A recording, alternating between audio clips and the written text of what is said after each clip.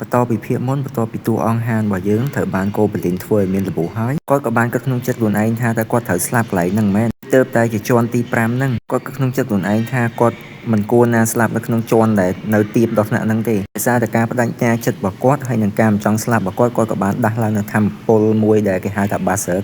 ហ្នឹងបើសិនជាខ្មែរយើងនិយាយស្រួលស្ដាប់គឺដូចដំរីចុះព្រេងចឹងអាចនិយាយបានថាដូចជាឆ្កែឆ្កួតចឹងបន្តចូលទៅប្រយុទ្ធជាមួយនឹងកូបលីនហ្នឹងជាបន្តគាត់បានគិតក្នុងចិត្តទៀតថាគាត់ជាអ្នកខ្លាំងមួយនៅក្នុង game Pick Me Up ហ្នឹងដែរជាពួកហ្នឹងចង់ស្លាប់គាត់ក៏ត្រូវបង់នៅតម្លៃមួយឲ្យសមរម្យដែរបានស្រែកយ៉ាងខ្លាំងហើយឲ្យពួកហ្នឹងចូលមកស្លាប់គាត់នឹងប្រយុទ្ធដល់នាទីចុងក្រោយការប្រយុទ្ធរបស់គាត់ក៏នៅតែបន្តរហូតចឹងឯងដាវរបស់គាត់ហ្នឹងគឺអាចទ្រាំទ្រជាមួយនឹងការប្រយុទ្ធដ៏ខ្លាំងចឹងបានទេតែហានគាត់នៅតែបន្តចូលទៅប្រយុទ្ធជាមួយនឹងកូបលីនទាំងដៃទទេរបស់គាត់ចឹងតែមុននឹងគាត់ចូលទៅដល់តើកូបលីនទាំងអស់ហ្នឹងត្រូវបានរលាយបាត់ទៅបានលោតផ្ទាំង system មកថា mission complete ហើយនឹងទទួលបាន MVP ទៅលើហាន system ក៏បានបញ្ជូនពួកគេមកដល់ទីតាំងកន្លែងស្នាក់នៅរបស់ពួកគេវិញណានាងអស់កម្លាំងខ្លាំងមែនទែនក៏បានពឹងឲ្យហានហ្នឹងជួយលើកនាងឡើងអញ្ចឹងទៅប៉ុន្តែគាត់ថាពេលហ្នឹងក៏ស្រាប់តែមានបរិសម្នាក់ហ្នឹងគាត់មកសួរថាតើ2នាក់ទៀតហ្នឹងមិនហើយក្រុមរបស់ហានទាំងអស់គឺមាន5នាក់ប៉ុន្តែឥឡូវនេះឃើញតែ3នាក់ទេហានគាត់ចង់និយាយច្រើនគាត់ក៏បានប្រាប់ថា2នាក់ហ្នឹងងាប់បាត់ហើយដែលធ្វើឲ្យអាអូនហ្នឹងជាមួយនឹងអ្នកនៅចិត្តហ្នឹងមានការភ័យតក់ស្លុតជាខ្លាំ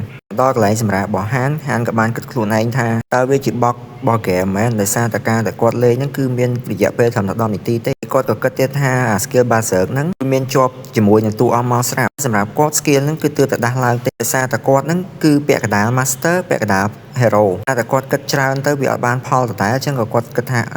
ាទៅណាទៅសម្រាប់សិនទៅព្រឹកបន្ទាប់យើងក៏ឃើញថាចេនណាជាមួយនឹងហានហ្នឹងនៅបន្តការវឹកហាត់ដដែលចេនណាហ្នឹងនាងអបសុកខ្លាំងពេកក៏មកស្ទាបក្បាលពោះហានលេងអញ្ចឹងទៅតែក៏ត្រូវបានហានហ្នឹងដាក់មកកញ្ញោថាកុំឲ្យលេងអញ្ចឹងទៀតថ្ងៃក្រោយ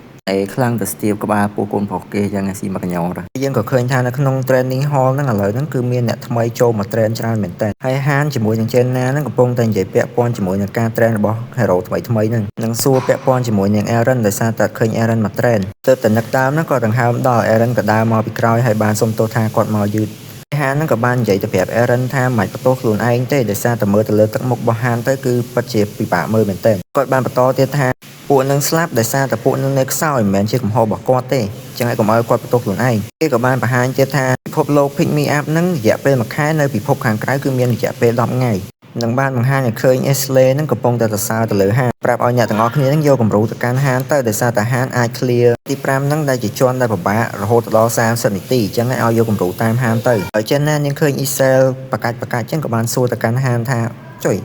មីអូនហ្នឹងកើតអីគេអាហ្នឹងក៏ចាក់បដ ாய் ទៅថាមិនដឹងដូចគ្នាហ្នឹងប្រហែលលេខឆ្នាំខុសនិយាយគ្នាមិនទាន់បានប្រហែលផងមីសិនក៏បានលោតមកទៀតដែរតើហ្នឹងបានឲ្យពួកគេហ្នឹងទៅ clear event មួយតែឃើញថាក្រុមរបស់ហានហ្នឹងបាន teleport មកកាន់ព្រៃមួយកន្លែងហើយកំពុងតែមានចម្ងល់ហ្នឹងចេនណាក៏បានសួរទៅកាន់ហានថាតើមីសិនលើហ្នឹងដូចនៅជាន់ទី5ដែរមែនដោយសារតែនាងអត់បានឃើញ enemy ដូចនៅជាន់ទី5អញ្ចឹងដោយសារតែគ្រឿជាមួយនឹងចេនណាពេកហ្នឹងហានក៏ចាប់ទាញផ្ពាល់ហើយនិយាយថា funny ក្រុមពួកគេហ្នឹងប៊ីនឹងស្លាប់នៅជាន់ទី5ហ្នឹងហើយចេនណានៅតែប្រឡឹកមកទៀតតើចេនណាជាមួយនឹងហានហ្នឹងបាននាំគ្នាទៅបំពេញមីសិនចេនណាបានបាញ់ធ្នូរបស់នាងទៅសម្រាប់ក្តានមួយក្បាលហានក៏បានសួរទៅកាន់នាងថាតើនាងចេះសម្រាប់កុំឲ្យឈឺចាប់ទៅលើក្តាននឹងអត់ហើយចេនណាក៏ឆ្លើយថាឪពុកនាងជាអ្នកប្រមាញ់អញ្ចឹងឯងនាងឃើញឪពុកនាងធ្វើច្រើនដងនាងក៏ចេះដែរក៏ខ្ជិលនិយាយច្រើនគាត់ក៏ទុកឲ្យចេនណានៅសម្រាប់នៅហ្នឹងទៅគាត់ក៏បន្តទៅរោបំពេញមីសិនតទៀតសិនរបស់គេសាហ្នឹងគឺត្រូវសម្រាប់ Queen ដែលជាម្ចាស់ស្ត្រីរបស់ពួកក្តានហ្នឹងដើមបានហ្នឹងហានក៏បានឃើញម្ចាស់ស្ត្រីរបស់ក្តានហ្នឹងកំពុងផឹកទឹកជាមួយនឹងអង្គរៈពីក្បាលហើយកុំឲ្យគិតយូរហានក៏បានបើកការវាបហាទៅដែលធ្វើការវាបហាទៅកាន់ក្តានឈ្មោលដែលជាអង្គរៈការពាររាជធានីហ្នឹងឯងពីសម្រាប់អង្គរៈរបស់រាជធានីហើយហានក៏បានឈរទល់មុខគ្នាជាមួយនឹងរាជធានីក្តានហ្នឹងឯងតែសាច់រឿងគេអត់បានប្រាប់ថាហានហ្នឹងសម្រាប់ដោយរបៀបណាទេគ្រាន់តែគេបង្ហាញថាហានហ្នឹងបានយួរក្បាលរាជធានីសត្វក្តានហ្នឹងមកវិញបានបកគលតួនាទីនៅសល់ហ្នឹងទៅឲ្យចេនណាតួនាទីរបស់នាងហ្នឹងគឺត្រូវវះយកត្បូងពីលើក្បាលរបស់រាជធានីក្តានហ្នឹងនិងឬក៏សាច់របស់វាក្នុងមីសិនហ្នឹងហានគាត់ទទួលបាននៅត្បូងវិញ្ញាណធាតុខ្យល់មួយដែលវាមានសមត្ថភាពក្នុងការបង្កើនកម្លាំងអាវុធជាមួយនឹងបង្កើនកម្លាំងឲ្យអ្នកប្រយុទ្ធចឹងកាត់មកកន្លែងញ៉ាំអាហាររបស់ពួកគេហើយនេះគឺពួកគេមានសាច់មានអីចឹងទៅដោយសារតែពួកគេបរបាញ់សត្វក្តានបានសប្បាយចិត្តជាងគេគឺចេនណានឹងឯងដោយសារតែនាងខានបានហូបសាច់យូរហើយរឿងក៏បានបង្ហាញយើងទៀតថានៅក្នុងពិភព Pick Me Up ហ្នឹងគឺដូចជាពិភព game ចឹងមាន daily សម្រាប់ដោះ quest ដូចនៅក្នុង game របស់យើងលេងពិតសប្តាហ៍ថ្ងៃចឹង daily ហ្នឹងគឺគេបែងចែកចេញជាប្រចាំថ្ងៃឲ្យ player ហ្នឹង clear គ្រប់ daily ហ្នឹងដើម្បីទទួលបាន មាសឬក៏ពេជ្រដើម្បីមក upgrade hero នៅក្នុង game ហ្នឹងហើយហានជាមួយនឹង Jenna ក៏បាន teleport មកដល់ទីតាំងមួយកន្លែងទៅបំពេញ daily quest ដែល Master ហ្នឹងបានដាក់ឲ្យ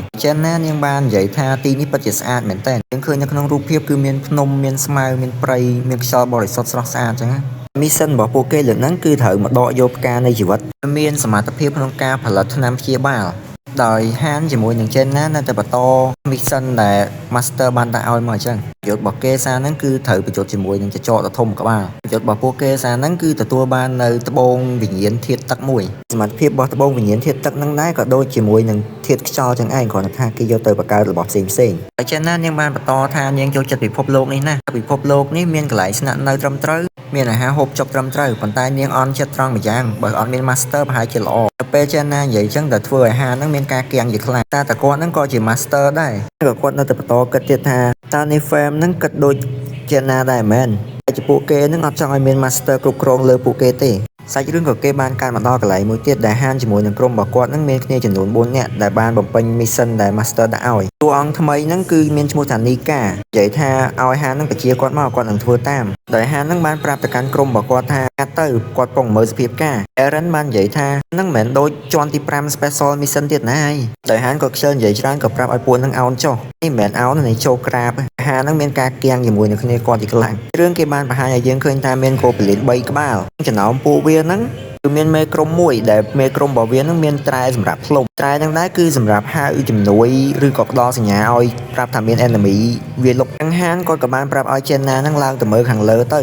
Jenna ក៏បានប្រាប់ទៅកាន់ហានថានាងបានឃើញភូមិ Goblin ដែលមាន Goblin សរុបទាំងអស់ប្រហែលជា100ក្បាលហានគាត់បានបែងចែកគ្នាគាត់ហ្នឹងឲ្យចូលទៅវាយប្រហារអា3ក្បាលមិញហ្នឹងទៅ Aaron ហ្នឹងបានចូលទៅបើកមុខវាយប្រហារមុនគេសម្រាប់ទៅលើ Goblin មួយក្បាលដោយអាមេក្រុម Goblin ហ្នឹងឃើញអញ្ចឹងក៏រៀបនឹងទាញអាត្រែហ្នឹងសម្រាប់ផ្លុំតែមិនទាន់បានផ្លុំផងក៏ត្រូវបានហានហ្នឹងកាត់ក្បាលដាច់បាត់ដោយគ្នារបស់គាត់ហ្នឹងបានសួរថាមិនអី mission ចប់នៅតែហានគាត់បានឆ្លើយទេគាត់បានប្រាប់ទៅវិញថាឲ្យចាំនៅកន្លែងហ្នឹងឯងគាត់ទៅមើលនៅភូមិ Goblin បន្តិចតែមកមើលភូមិ Goblin តែហានបានមកមើលហ្នឹងឃើញមាន Goblin មួយក្បាលហ្នឹងកំពុងតែថែមជាមួយនឹងសត្វឆ្កែចចកក្រោយមកក្រុមทหารហ្នឹងក៏បាន teleport មកកាន់ទីតាំងកន្លែងគាត់ស្នាក់នៅវិញทหารគាត់បានគិតក្នុងចិត្តថាអ្វីដែលគាត់បានឃើញនៅភូមិ Goblin ហ្នឹងតើ Master ហ្នឹងឃើញដែរមែនគាត់មិនទាន់បានហ្មងផងឆាឡូសហ្នឹងក៏រត់មកនិយាយជាមួយគាត់ទាំងភ័យស្លន់ស្លោបាននិយាយថាមានក្រុមចម្លែកមួយក្រុមហ្នឹងបានកោះហៅមកថ្មីគេហ្នឹងពេលដែលសមុទ្រមកភ្លាមគឺមានអាវុធមកជាប់ខ្លួនស្រាប់ហ្មងហានគាត់អាចសន្មតបានថាពួកហ្នឹងគឺជាប្រភេទ hero កម្រិតខ្ពស់ហានគាត់បានហៅទៅកាន់ Isel ហ្នឹងយកមកសួរថាតើហ្នឹងបានដាក់លុយឲ្យទៀតមែន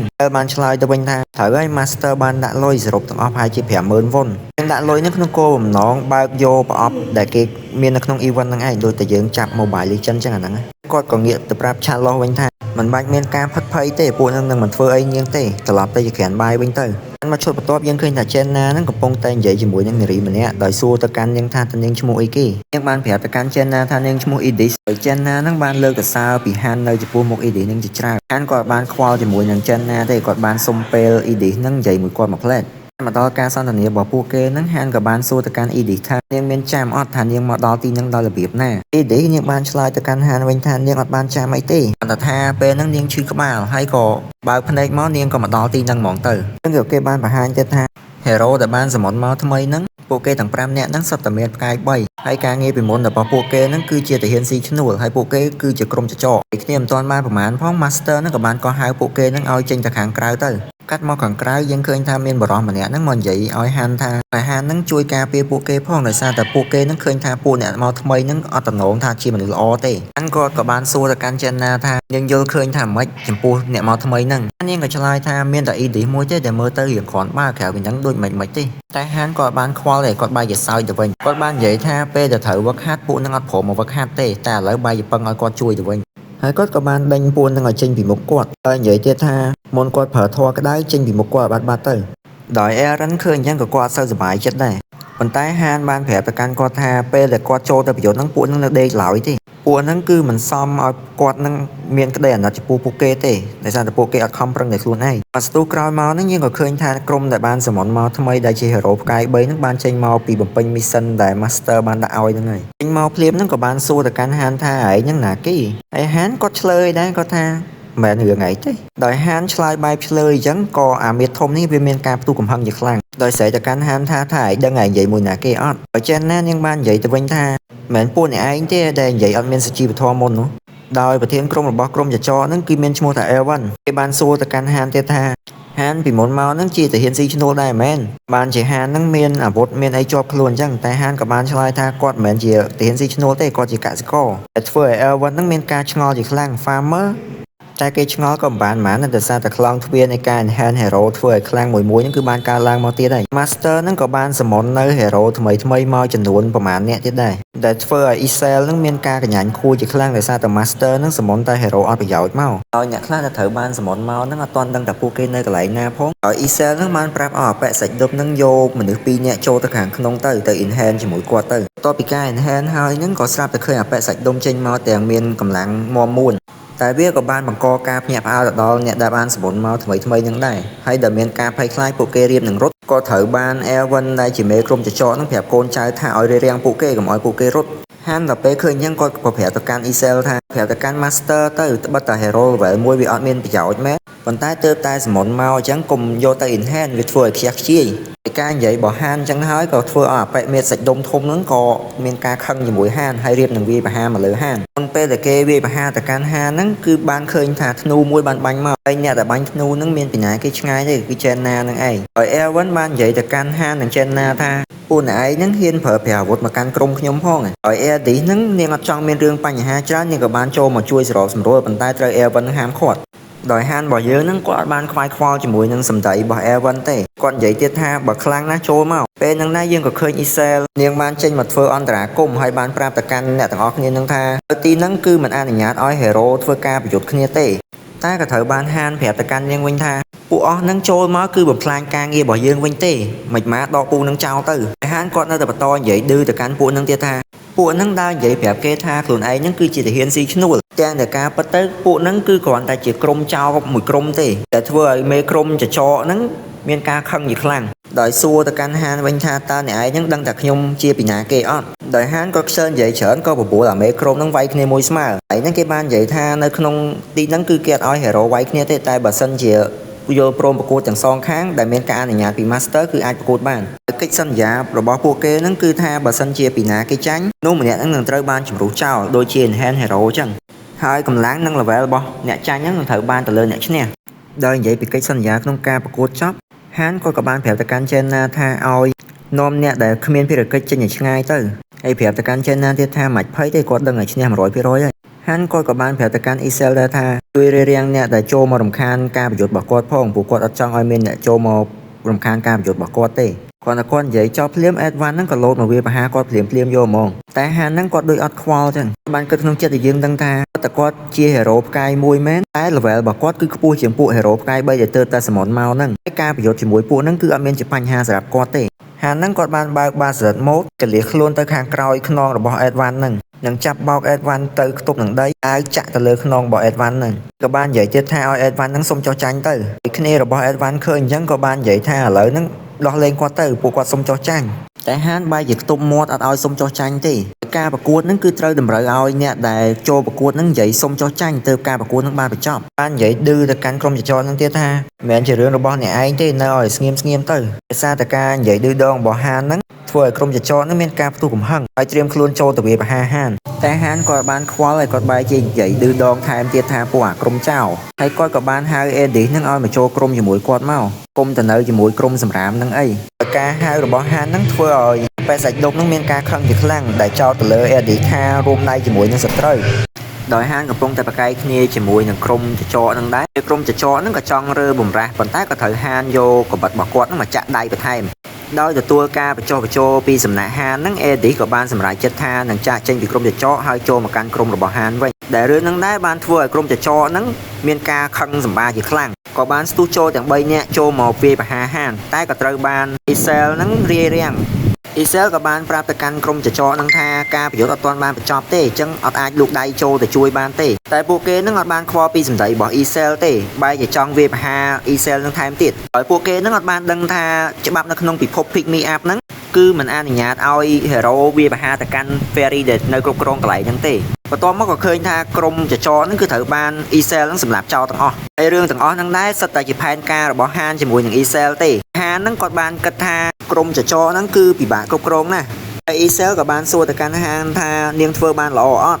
អំឡុងពេលដែលពួកគេនិយាយគ្នាហ្នឹងគឺគេបានចាប់អារម្មណ៍ក៏បដ ாய் ឲ្យប៉ុន្តែជាមេក្រុមចចហ្នឹងនិយាយពាក្យថាចោះចាញ់ហើយការប្រកួតក៏បានបញ្ចប់ទៅគេក៏បានបង្ហាញឲ្យឃើញថា Master ហ្នឹងគឺបានបញ្ជាឲ្យបញ្ឈប់ការប្រកួតហ្នឹងទៅតែក៏មិនអាចធ្វើអីបានដែរក៏បាននិយាយឲ្យយើងដឹងថាបើសិនជា Master នឹងមានការភ័យខ្លាចអញ្ចឹងមិនគួរណាយល់ព្រមការប្រកួតពីដំបូងមកទេឥឡូវហ្នឹងគេបានបញ្ជាក់ថា Han នឹងបានឡើង level ទៀតហើយ Excel នឹងមានការភ័យខ្លាចជាខ្លាំងខ្លាចថា Master នឹងគឺ lock out ឈប់ចូលមកលេងក្នុង game ហ្នឹងទៀតអាហ្នឹងក៏បាននិយាយថាមិនភ័យទេដោយសារតែ Master នឹងគឺទើបតែដាក់លុយទេអញ្ចឹងហើយគាត់មិនអាចឈប់លេងបានទេហើយក៏បានងាកទៅនិយាយជាមួយ Master ទាំងឌឺថាបើ Master ខ្លាំងណាស់ព្យាយាមជំរុះគាត់ចេញទៅការជំរុះហ្នឹងគឺយកគាត់ទៅ Enhance ហ្នឹងឯងប៉ុន្តែ Enhance ប្រាជ័យមួយសារដោយសារតែគាត់បានយកកម្លាំង Hero ផ្កាយ4ទៀតដែលធ្វើឲ្យ Master នឹងខាត